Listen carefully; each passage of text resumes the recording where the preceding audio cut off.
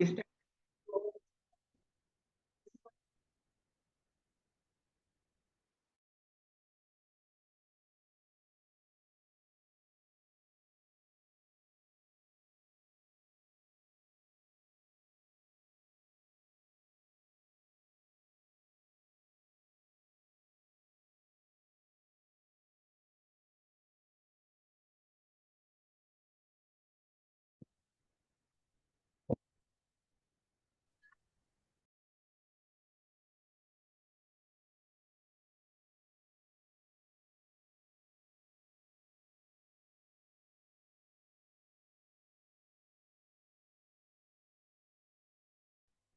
Time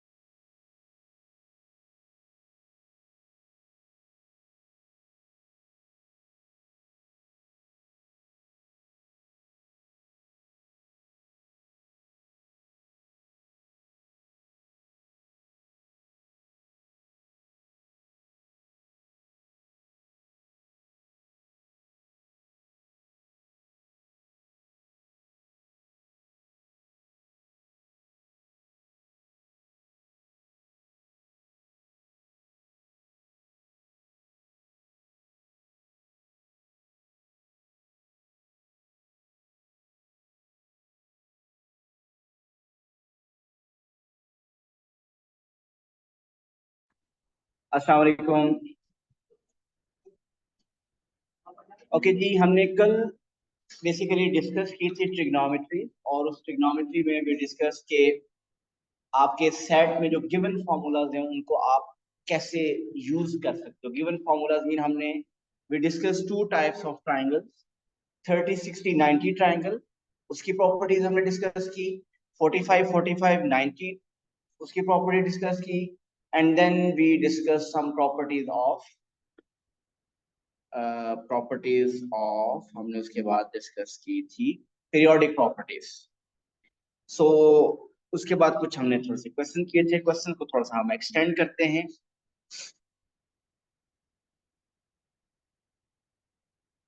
okay, here is the question. जी, इस question को अटेम्प्ट कीजिए, आप लोगों ने अटेम्प्ट करना है।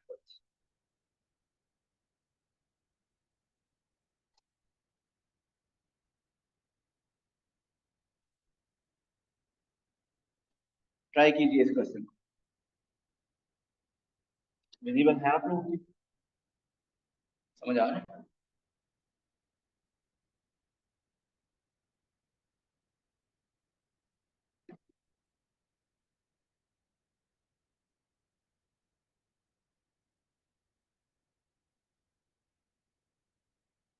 अगर इधर से क्लियर नहीं है तो इसको वेट करें।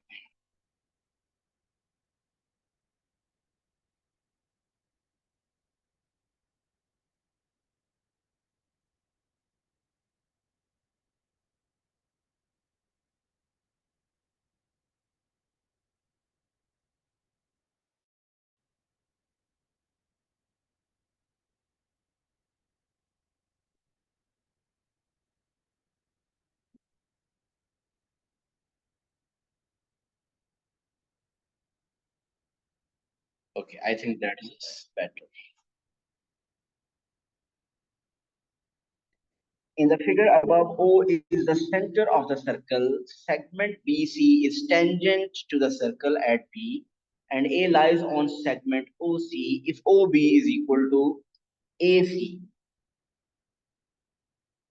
which is 6. What is the area of the shaded region?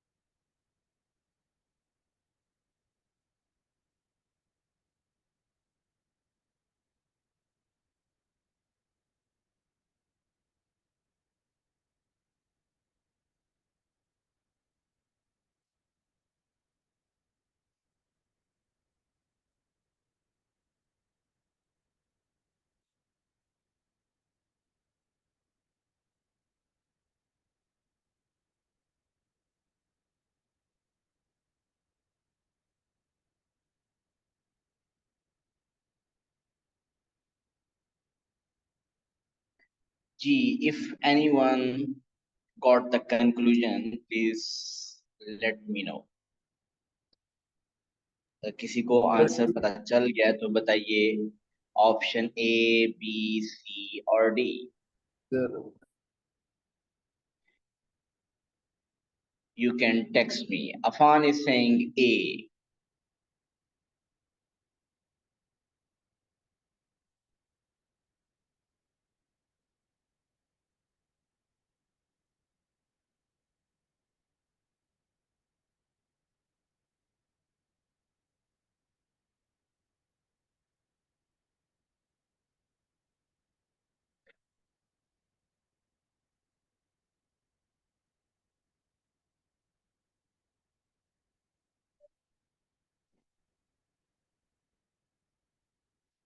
जी, मोई, फहाम, फातिमा, सारा, हरम, हसन, सब लोग बताइए, किसी को कुछ आइडिया हुआ कि क्या है answer? Which one is correct, A, B, C और D?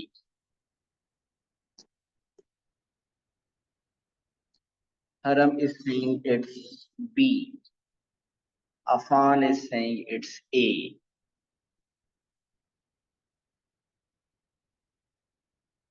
Sarah came with the conclusion of B.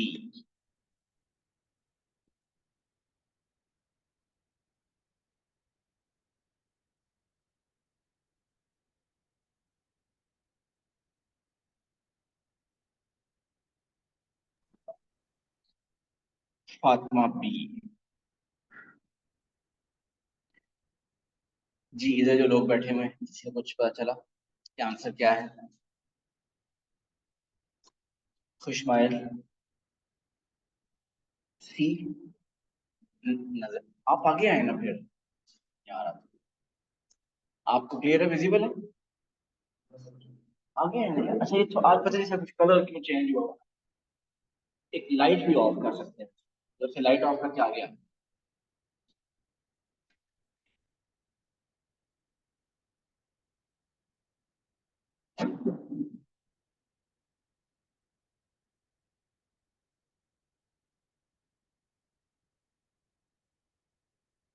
Light.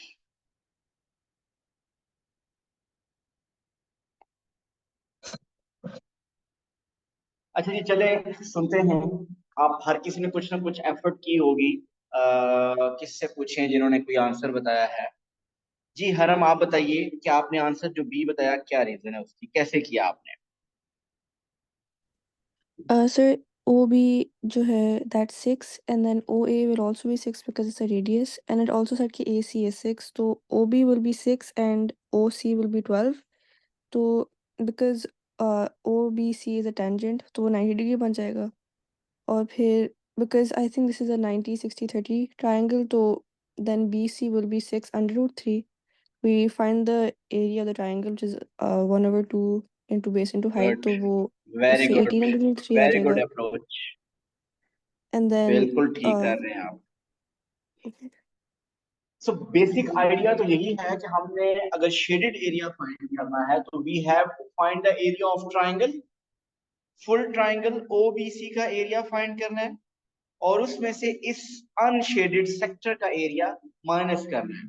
अभी मैं यहाँ जो वर्किंग करूंगा, ये तो मैं यहाँ डिस्प्ले करूंगा आपको शो करने के लिए, बट इसमें से most of the working basically आपके माइंड में होगी। आपको वो शेडेड एरिया करने के लिए आप क्या करेंगे, एरिया ऑफ ट्रायंगल में से एरिया ऑफ सेक्टर माइनस करेंगे, ऐसे ही है। अब एरिया ऑफ ट्रायंगल में से एरिया ऑफ सेक्टर माइनस करना है। अब थोड़ा सा हम देखते हैं जो भी हरम ने बताया।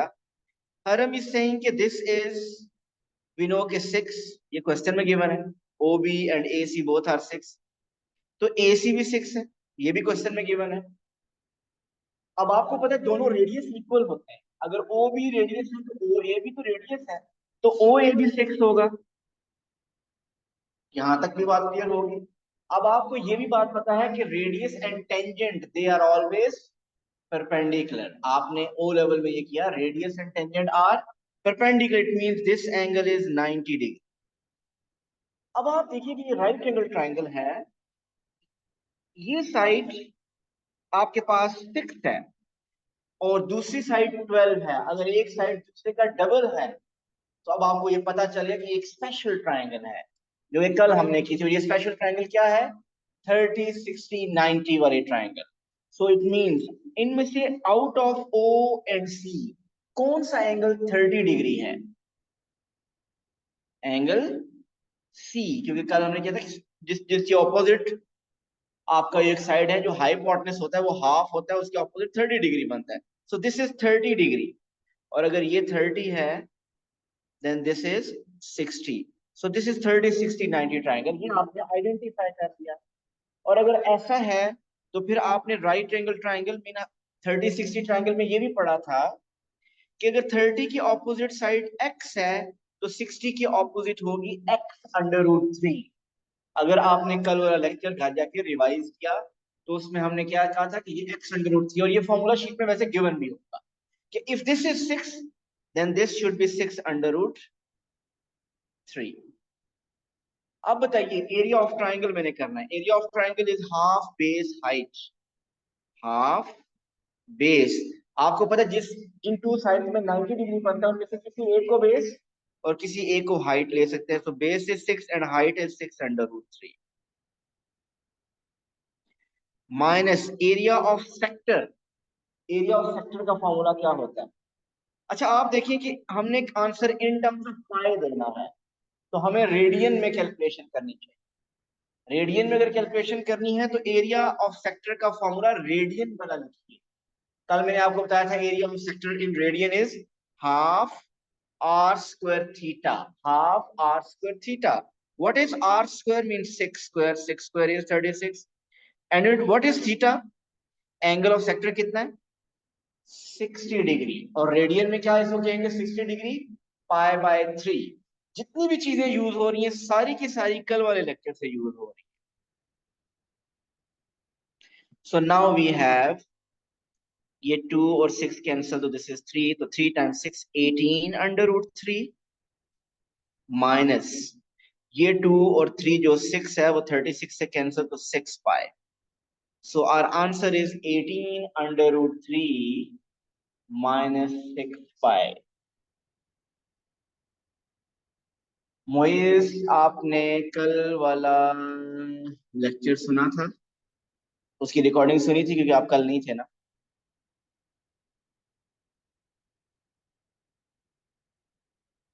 Will listen, okay. जब आप सुन लेंगे तो आपको ये खुद पता चल जाएगा कि 30, 60, 90 ट्राइंगल कैसे है, तो वो प्लीज सुन लीजिएगा। और सेकंडली ये 30, 60, 90 ट्राइंगल की प्रॉपर्टीज जो है वो आपको गिवन होती हैं फॉर्मूला शीट में। जी एटलीस्ट जो कल लोग थे यहाँ पे क्लास में उनमें से किसको नहीं समझ आई ये क्वेश्चन? हालांकि ये इसकी कैलकुलेशन बहुत लेंथी है, लेकिन आप अगर देखें तो आपने एक्चुअल वर्किंग ये कर दी इतनी सी की है, और वो इसीलिए इतनी वर्किंग हुई है क्योंकि कल जो इन्फॉर्मेशन आपने 30, 60, 90 वाली थी उसके थ्रू आपने बहुत सी इंफॉर्मेशन डायरेक्ट फाइंड कर ली। अदरवाइज ये एक मुश्किल टास्क था। पहले एंगल फाइंड करते ट्रिग्नोमेट्रिक रेशियो से, फिर थर्ड साइड फाइंड करते, तो ये एक मुश्किल टास्क, लेंथी टास्क हो जाता। जी इज दैट क्लियर? देखिए एरिया ऑफ ट्राइंगल में जो आप कहते हो ना बेस इनटू हाइट, आपको ये बात पता है कि ये बेस है, आप ये कहते हो और ये हाइट है, आप यही कहते हैं ना? ऐसा जरूरी नहीं है। बेस और हाइट कोई भी टू साइड्स हो जाती है जिसमें एंगल 90 डिग्री, मीन आपकी इसको बेस कह सकते हैं, इसको हाइट कह सकते हैं। खैर इसको क्या फर्क पड़ता है कि कौन सी बेस और कौन सी हाइट है? Doesn't matter. इसी तरह अगर आपके पास ये एक ट्राइंगल है और ये एंगल 90 डिग्री, तो 90 डिग्री के साथ जो भी टू साइड थे उनमें से किसी एक को आप बेस कह लें, किसी एक को हाइट कह लें। तो इसी तरह यहाँ पे 90 डिग्री इधर था ना एंगल बी पे, तो किसी एक को बेस और किसी एक को हाइट, एक को 6 और दूसरी को 6√3 कहते हैं। जीता हा।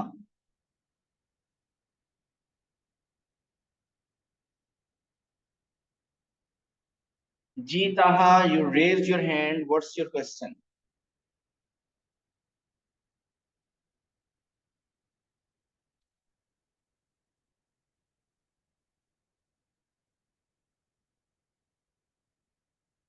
अच्छा चले, गलती से हो गया मेरा। चले जी, आगे चलते हैं।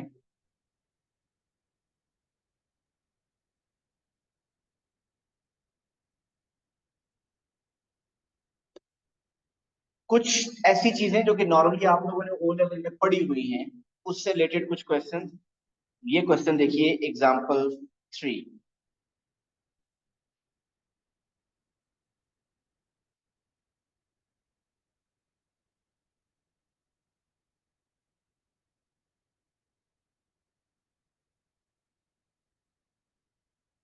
और आंसर भी आना शुरू हो गया।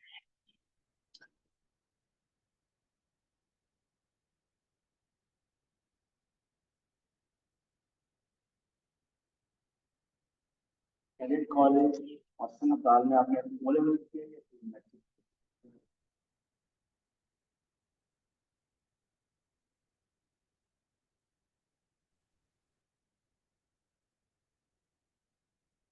जी, इसका मतलब ये ओ लेवल का टॉपिक सबको, काफी लोगों को याद है। सी आप सबने आंसर दे दिया। Let's see. The question says in the figure about angle AXB। AXB किधर एंगल है? ये वाला। चलें कलर चेंज करते हैं। This is the angle AXB and angle AYB are inscribed in the circle. Which of the following statement is true?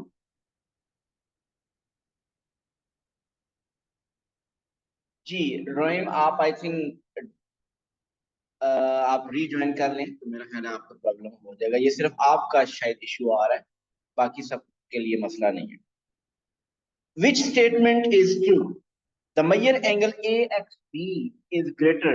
This angle X is greater than angle Y. The measure of angle AXB is less than angle AYB. The measure of angle AXB is equal to the measure of angle AYB. बहुत easy है। जिन लोगों ने angle properties of circle, symmetric properties of circle आपने पढ़ी है जिन्होंने ओ level में, उनके लिए बहुत इजी क्वेश्चन है। और आप बता सकते हैं कि this is the option C. और क्या रीजन है इसकी? प्रॉपर्टी हमने पढ़ी है, और वो प्रॉपर्टी क्या है? Angles in the same segment are equal. Angles in the same segment are equal mean अगर एक कॉर्ड ले लें ए बी, तो इस कॉर्ड से जितने भी एंगल सरकमफ्रेंस पे बनेंगे, एक ये एंगल बना, और इसी कॉर्ड से कोई भी और एंगल सरकमफ्रेंस पे बनेगा, दोनों angles will be equal. So ये वही प्रॉपर्टी है, angles in the same segment are equal. तो ये टॉपिक क्या है ओ लेवल का? Angle properties of circle. So that was an easy question, क्योंकि अगर आपने ये प्रॉपर्टीज ओ लेवल में की,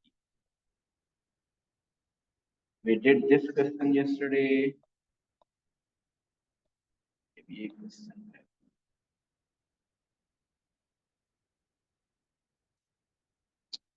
okay ji,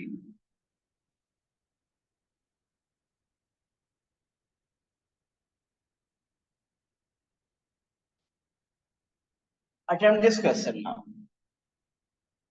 In the figure above, right triangle PQR is similar to right triangle XY। इसमें बता दें दोनों राइट एंगल ट्राइंगल्स हैं, और ये भी बता दें कि दोनों सिमिलर हैं।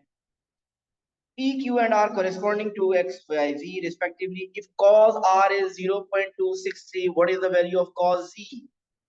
सर सेम ही वैल्यू होगी। Good। Same answer।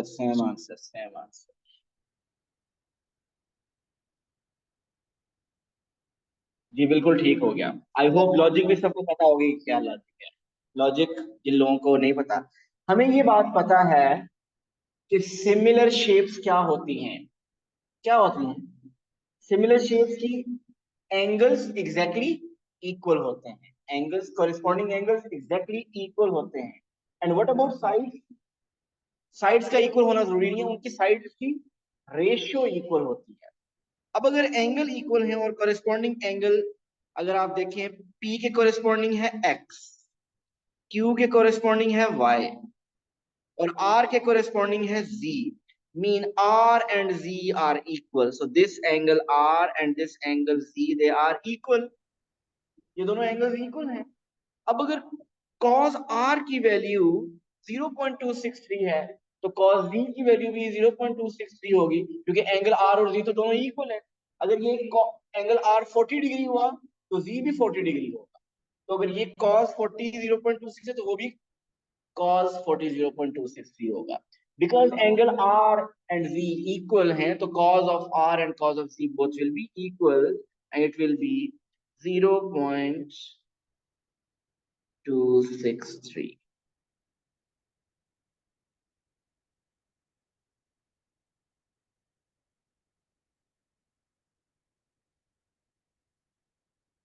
Okay ji, here is another example 10.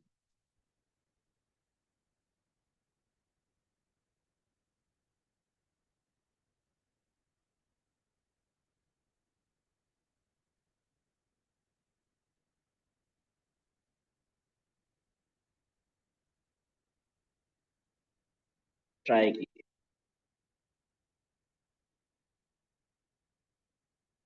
Okay ji, answer आना स्टार्ट हो गए हैं।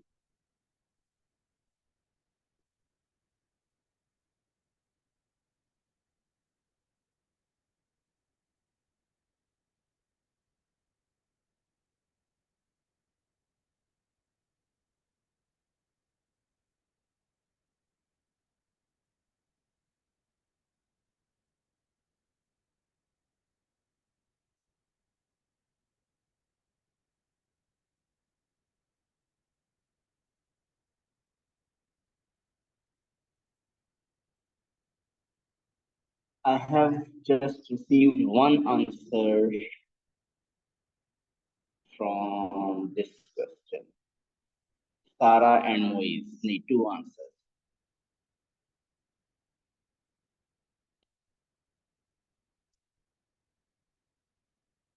कुछ क्वेश्चन होंगे, कुछ लोग फौरन बता दें, कुछ लोगों को टाइम लगता है। तो इसका ये मतलब नहीं है कि उन्होंने इस मंथ में बहुत पढ़ा है, इसका ये मीनिंग है कि उन्होंने पिछले कुछ सालों में बहुत पढ़ा है। क्योंकि सेट का सिलेबस आप ये नहीं कह सकते कि एक 1 मंथ पढ़ेंगे या 2 मंथ पढ़ेंगे तो बहुत अच्छा हो जाएगा, इससे एक बूस्ट जरूर मिलेगा। बट एक्चुअली आपका नॉलेज लास्ट 3-4 इयर्स के मैथ्स का ही।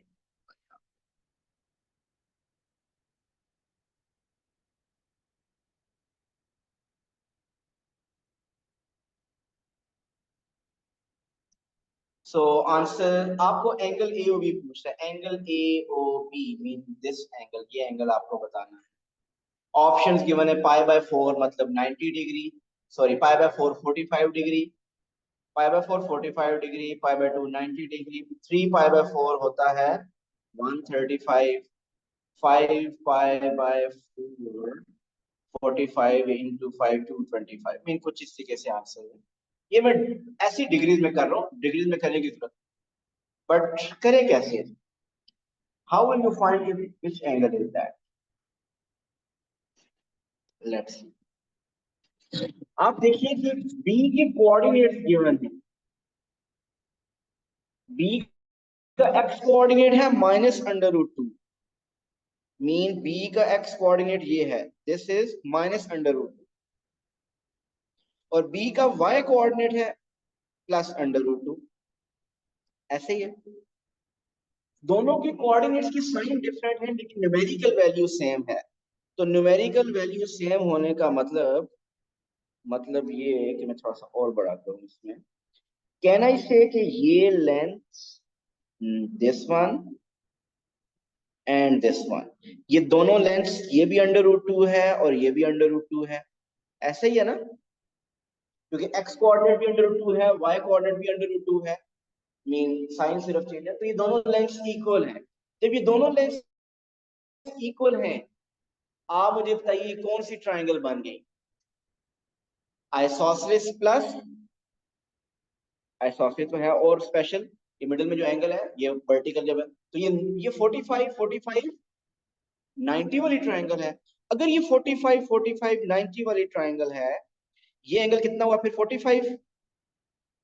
अगर ये 45 है तो व्हाट इज दिस एंगल? दूसरी साइड वाला क्या होगा? ये एंगल कितना होगा? ये कलर शायद आपको विजिबल नहीं है। 135। 180 में से 45 माइनस कर देंगे तो दैट एंगल विल बी 135।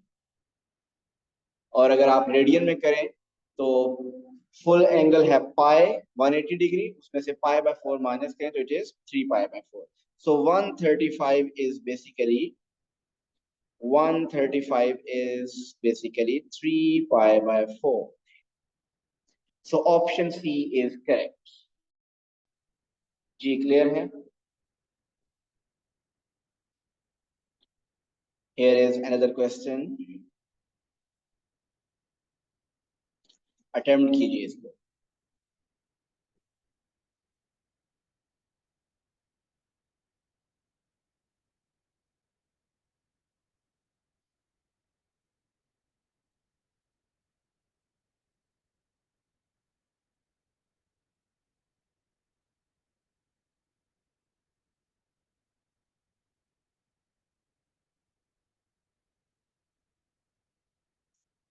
जी जमीना, आपका क्या आंसर डी है सर।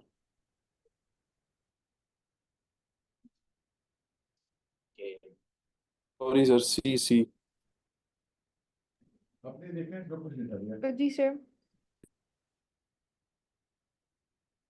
ओके, सी और डी आंसर आ रहे हैं लोगों के. ये कल हमने किया था ना, अगर आपको याद हो. कल हमने कुछ पीरियोडिक प्रॉपर्टीज लिखी थी, साइन, कॉस और टेन की, 90 के लिए भी और 180 के लिए भी. अगर आपको याद हो तो जो 180 वाली प्रॉपर्टीज थी, 180 वाली वो कुछ ऐसी थी कि साइन 90 माइनस एक्स, सॉरी 180 वाली पहले. सो साइन 180 माइनस एक्स किसके इक्वल था? साइन एक्स के इक्वल था, ऐसे ही है ना. Cos 180 minus x cos x के इक्वल था, सिर्फ माइनस साथ आता था. लेकिन लेकिन जो 90 वाली प्रॉपर्टीज की थी वो ये थी, sine 90 minus x is equal to cos x and cos 90 minus x is equal to sin x. We did these properties yesterday. So इनमें से this property basically cos 90 minus x equal to sin x, ये वही है. So what is the value of k? K is basically 90. और यहाँ पे क्योंकि answer radian में गिवन है तो 90 is basically pi by 2. So option C is correct. Got it? तो देखिए ये वही प्रॉपर्टीज हैं जो कल हमने, आज जितने भी क्वेश्चन तकरीबन हम कर रहे हैं ऑलमोस्ट वही यूज हो रहे हैं. ओके जी, कॉम्प्लेक्स नंबर आगे मैंने डाला हुआ है, लेकिन अब कॉम्प्लेक्स नंबर हमारे सिलेबस में नहीं.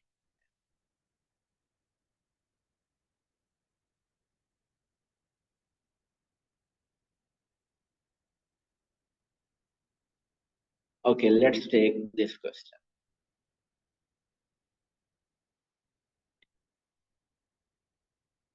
What is the length of segment A सी?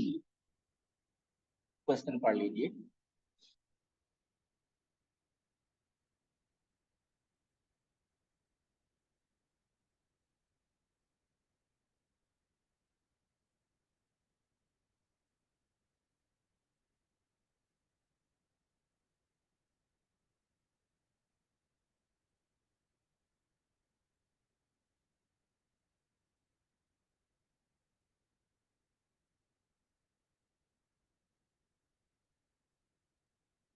और इसका आंसर आपने खुद प्रोड्यूस करना है, ऑप्शन नहीं है. आपके 75% क्वेश्चन पेपर में ऐसे होते हैं जिनमें ऑप्शंस एमसीक्यूज बेस्ड होंगे. 25% क्वेश्चन ऐसे होंगे जो कि आपने आंसर खुद प्रोड्यूस करना होगा.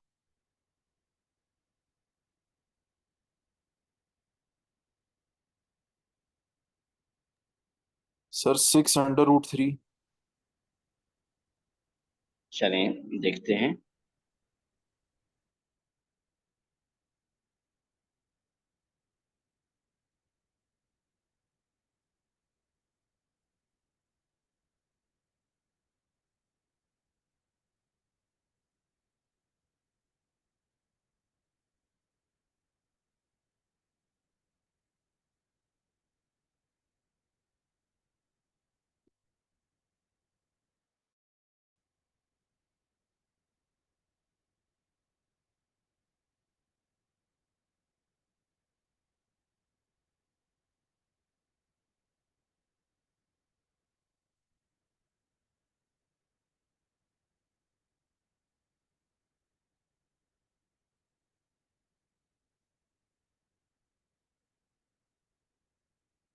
5/√3, 6/√3, 6/√3। इस 6/√3 लोग कैसे बता रहे हैं? बहरहाल चले, मैं पूछूंगा अभी।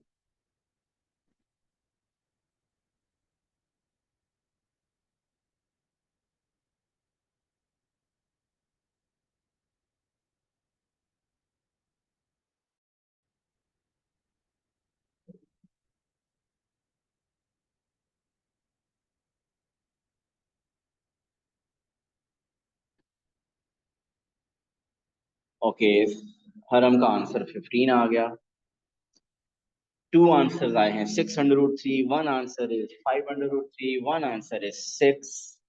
सारा का आंसर 6। सारा, अगर आप अच्छी तरह क्वेश्चन को देखें तो आप देखते ही कह सकते हैं कि 6 पॉसिबल ही नहीं है।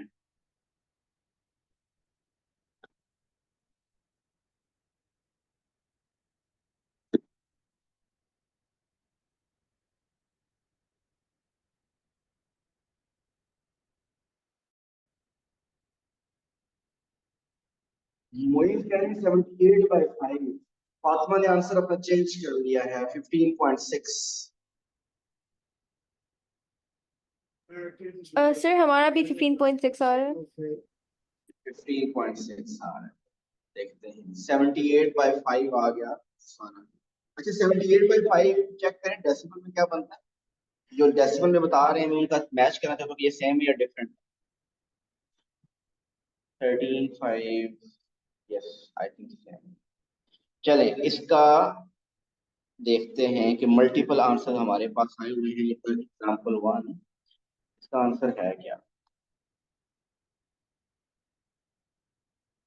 एग्जाम्पल 1 का आंसर है 78/5।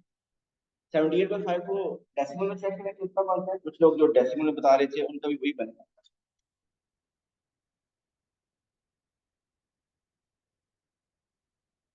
जी, कैसे है 78/5 आप जरा देख लीजिए।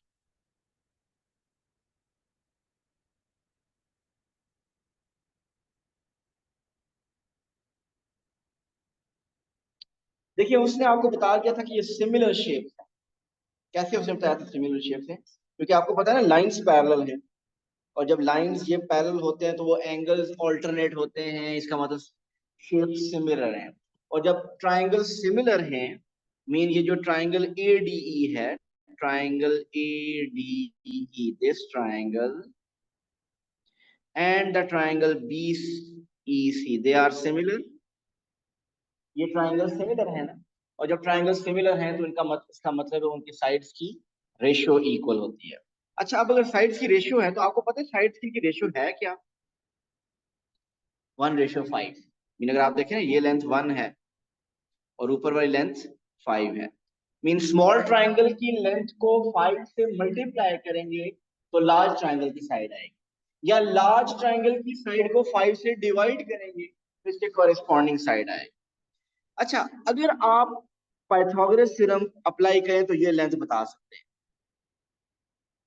और अगर आपको पाइथागोरियन ट्रिपल कुछ याद है, कौन कौन सी पाइथागोरियन ट्रिपल क्या होती है? जिसमें राइट एंगल ट्राइंगल को सेटिस्फाई करती है। मीन उनमें से एक है 3, 4, 5। इसमें 5 हाइपोटेन्यूज होता है और बाकी 2 साइड्स क्या होती है, 3 और 4। कोई एक और पाइथागोरियन ट्रिपल कोई बता सकता है? कोई एक और पाइथागोरियन ट्रिपल बता दें, वो 3 साइड्स बता दें जो कि ट्राइंगल, राइट एंगल ट्राइंगल को सेटिस्फाई करें। 8, 6 and 10. 6, 8 and 10, good. एक ये भी पाइथागोरियन ट्रिपल है। कोई एक और बता दें जो भी बनी हुई है। 5, 12 एंड 13। एटलीस्ट ये 3-4 पाइथागोरियन ट्रिपल है जो कि हमें याद होनी चाहिए। इसका क्या फायदा है? मीन इनमें से कोई भी 2 साइड तो थर्ड फोरन से आप बता सकते हैं। मीन आपको यहाँ पे पता है कि ये साइड 12 है, ये 5 है, तो आपको पाइथागोरस थ्योरम अप्लाई करके नहीं पता चलना चाहिए। ये आपको मेंटली अगर प्रैक्टिस हो तो आपको पता होना चाहिए कि ये 13 बनेगी। और अगर नहीं पता तो फिर आपको वहां अटेम्प्ट करके, प्रैक्टिस करके, मीन वहां पे पाइथागोरियन थ्योरम अप्लाई करके पता चलेगा ये 13। तो अगर उसमें भी कैलकुलेशन अगर आपके पास है 13 आप ले आएंगे। अच्छा, ये तो आ गया 13। अगर आपको लेंथ AC फाइंड करनी है तो लेंथ ए सी में के फाइंड करने के लिए आपको ए ई और ई सी को ऐड करना है। ए ई आपको पता है 13 है, ई सी की कॉरेस्पॉन्डिंग फैमिली ये उसका कौन सा पार्ट होगी, इसको 5 से डिवाइड कर लेंगे। आपको पता है ना ये लेंथ 5 है ऊपर वाली, तो ये लेंथ 1 है, ये उसका 1/5 है। तो उसी तरह क्योंकि सिमिलैरिटी जिन्होंने ओ लेवल में किया है, अगर ये लेंथ 13 है तो ये ई सी विल बी 13/5। वो लेंथ अगर 13 है तो ये 13/5 होगी। तो आपने बेसिकली 13 में 13/5 ऐड कर लेना। 13 टाइम्स 5 65 प्लस 13। सर ये आपने पाइथागोरियन ट्रिपल का है? हाँ जी, पाइथागोरियन ट्रिपल उन 3 नंबर्स को कहते हैं जो राइट एंगल ट्रायंगल को सेटिस्फाई करते हैं, या आप कह लो जो पाइथागोरस थ्योरम को सेटिस्फाई करते हैं। यस उन सर। 3 नंबर्स को बेसिकली हम पाइथागोरियन ट्रिपल कहते हैं। ठीक हो गया? Yes sir. ओके, तो ये जो पाइथागोरियन ट्रिपल है, मैंने कहा कुछ ये कॉमन यूज होते हैं जो 3 4 5 6 8 10 5 12 13, ये आपको मीन एटलीस्ट ये 3 आने चाहिए आपको। क्या आपको किसी भी क्वेश्चन में अगर एक राइट एंगल ट्राइंगल गिवन हो, आपको साइड्स 10 और 6 गिवन हो, तो आप समझ जाए कि थर्ड साइड क्या होगी। अगर 10 उसकी हाइपोटेनस है, एक 6 है, तो तीसरी साइड फाइंड करने के लिए अगर वो राइट एंगल ट्राइंगल है तो आपको पाइथागोरस थ्योरम लगाना पड़ेगा। लेकिन अगर आपको ये याद होगी तो आपको पता होगा कि थर्ड साइड विल बी 8। ठीक हो गया? ओके जी, मैंने आपको, अगर आपको याद हो तो मैंने टास्क असाइन किया हुआ है कि खान एकेडमी से आपकी प्रैक्टिस 2 वीक्स का टाइम दिया था, वो कंप्लीट होनी चाहिए। और उन 2 वीक्स में से now you are left with 3 days. 3 days mean आज वाला दिन फ्राइडे, कल वाला दिन सैटरडे और फिर संडे। सो इन 3 डेज में आपकी खान एकेडमी में जो टॉपिक वाइज प्रैक्टिस है वो कंप्लीट हो जानी चाहिए, क्योंकि मंडे ऑनवर्ड मैं आपको इसके अलावा कुछ फुल फ्लेज टेस्ट दूंगा जो कि आप प्रैक्टिस किया करेंगे। तो प्लीज लास्ट 3 डेज हैं, आप खान एकेडमी वाली जो प्रैक्टिस है उसको कंप्लीट कर लीजिए। Thank you so much, see you इंशाल्लाह ऑन मंडे। अल्लाह सर हाफिज। हाँ जी, सर वो आपने जो सर्कल सेगमेंट प्रॉपर्टीज का बताया था। एंगल प्रॉपर्टी ऑफ सर्कल का ओ लेवल की, यस सर। सर वो वो समझ। प्रॉपर्टीज वो वो प्रॉपर्टीज ये एक यहाँ पे आई थी, वो 5-6 प्रॉपर्टीज हैं। अगर आपको वो लेक्चर चाहिए उस प्रॉपर्टीज का तो मैं आपको सेंड कर दूंगा वो लेवल का, मुझे यस एक सर। मैसेज कर दीजिए। Yes sir. ओके, अल्लाह हाफिज।